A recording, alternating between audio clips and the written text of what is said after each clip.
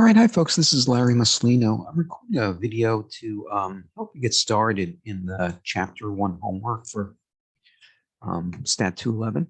And Chapter 1 is quite a bit about terminology, types of variables, types of data we collect, and so on. So let me start out here with a typical question. It's question number 3. And it says here, a real estate agent collected information on some recent home sales, and they're describing the data that was collected, things like a house identification number, community name, zip code, number of acres, and so on.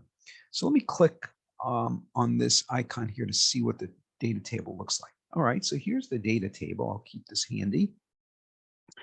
And so they're going to ask us some questions about this data table. So let's take a look at some of the questions here. By the way, I'm going to have the textbook open here on the right-hand side because I want to use these, this data on terminology to help out here. All right, so let's go to the first question. It says, move this down.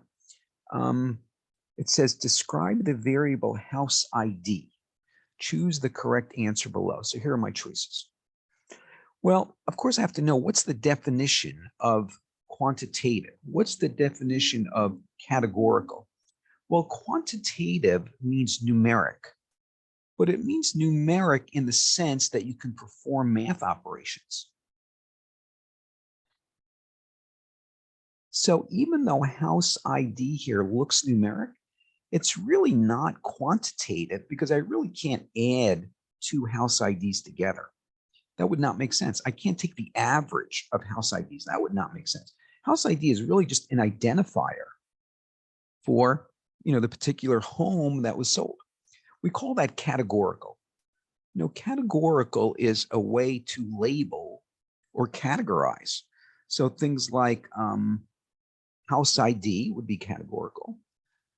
Hair color would be categorical. It's not numeric, so it's a category. It's a category of your hair color. Nominal means you can't put these in any kind of logical order, right? So I can't really say that one house ID should come before another, right? These are just labels to identify the house that's being sold. And an identifier variable is a way to uniquely identify a row. And so let me go to a page in the textbook here to help with that. So let me go back. I'm going to go back to page 9. And notice right here, it says a special kind of categorical variable is an identifier variable. Here it is. And it says an identifier variable is a categorical variable whose only purpose is to assign a unique identifier code. So things like a student ID number, a social security number, a house ID number are all identifiers because they identify a unique row in this table. All right, so that helps me out. So that means answer C here would be the correct choice for this part. All right, let me scroll down a little bit. How about neighborhood? Well, neighborhood is, we call it categorical. Again, it's a category. And again, it's nominal because we can't put the neighborhoods in any kind of order. If we could put it in order, that would be called ordinal. But I can't say, that Dublin should come before Arcady, right? There's no real order to these neighborhoods. So categorical and nominal for that. All right, let me scroll down. We'll do a few more here. How about acres? Well, acres is a numeric variable. And I could do math operations, right? I could find the average acres here.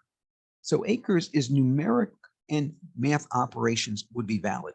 So that means I'm going to consider this to be quantitative, and it has units of acres, right? Because if it says 1 here, it means 1 acre. All right, and let me scroll down a little more.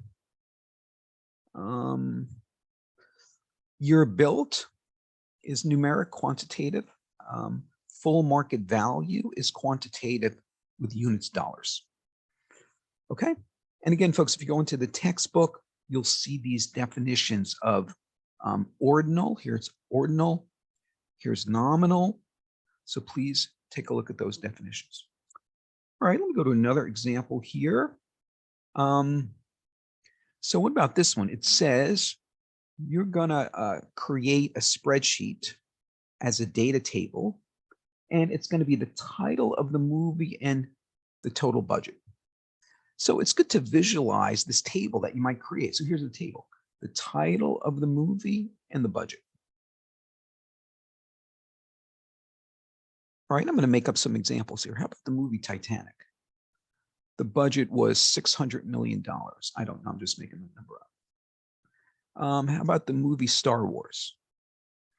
The budget for that was $350 million. Again, I'm just making that up.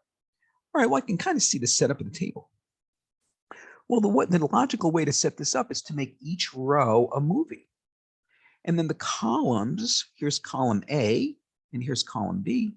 Column A is going to be the title of the movie. That's going to identify the row, and the total budget. So I think creating your own mini example table will help you with these kinds of questions. All right, let's do another one. All right, here's another similar kinds of question. It says, imagine you're going to set up a table for investments in Broadway shows. So it's going to be the number of investors, the total invested, the name of the show, and profit loss. All right, well, I can envision a table like this. I'm going to have the name of the show, and then I'm going to have columns for number of investors, total invested, and profit loss. I'm going to make up just a couple of examples here just so we can see what the setup of this table might look like. Let's say the name of the Broadway show is Lion King.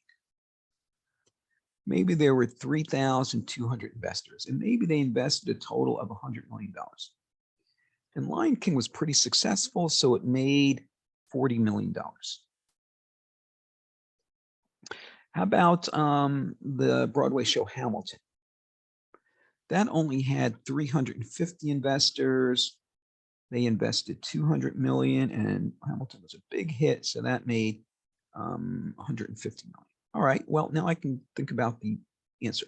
If you notice, each row is a different Broadway show, and the column headings are name of show, number of investors, total investment, profit loss.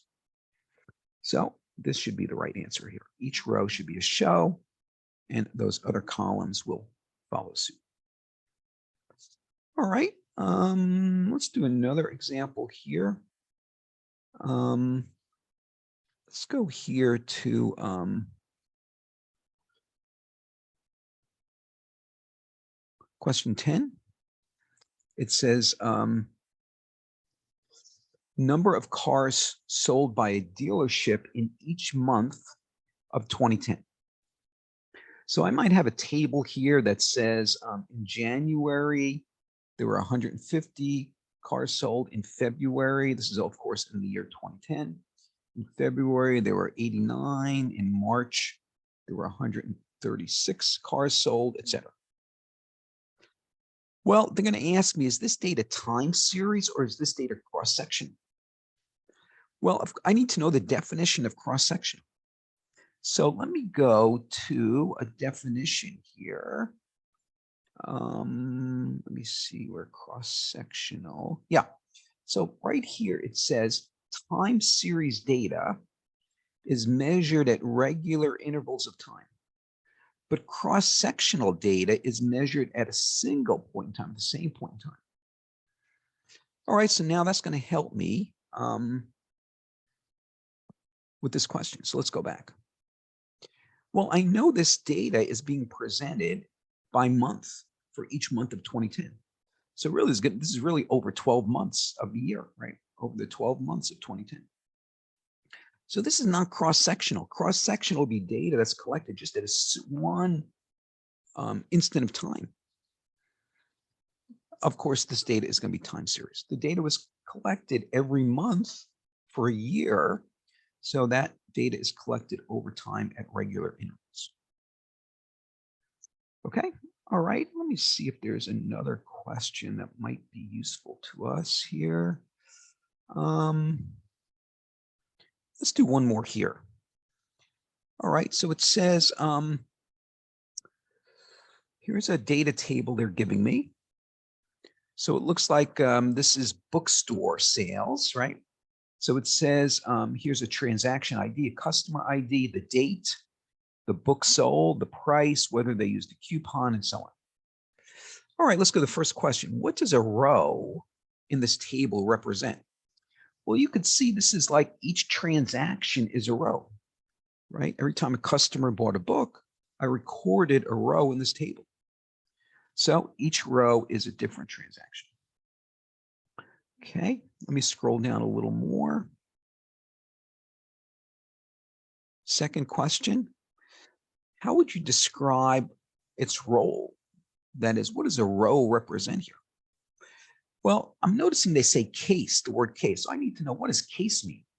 So let me go to, in the textbook,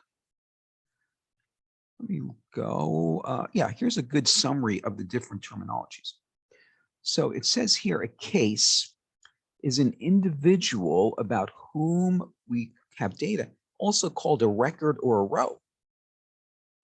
So each row is really referred to as a case. So each row should really be thought of as a case. All right, and the last question says, how many variables were measured for each row? So let me go back to the data. Well, a variable here is really a column. So let me just count how many columns. 1, 2, 3, 4, 5, 6, 7, 8. So it looks like there's 8 columns. Well, that means 8 variables. Right, so a variable is one of these measurements that I'm collecting. All right, folks, hope this is helpful, and let me know if there's any questions as you're getting started in week 1 homework.